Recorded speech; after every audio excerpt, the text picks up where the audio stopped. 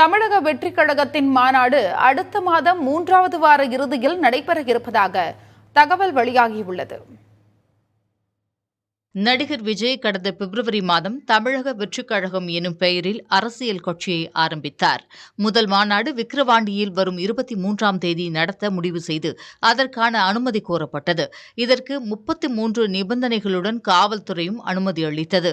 ஆனால் மாநாட்டிற்கான பணிகளை குறுகிய காலத்தில் செய்து முடிக்க முடியாது என்பதால் அதனை ஒத்திவைக்க விஜய் முடிவெடுத்துள்ளதாக தகவல் வெளியாகியுள்ளது.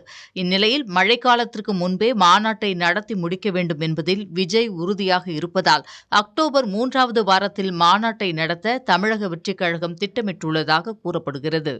அதற்கான அனைத்து ஏற்பாடுகளையும் செய்ய நிர்வாகிகளுக்கு உத்தரவிடப்பட்டுள்ளதாகவும் கூறப்படுகிறது.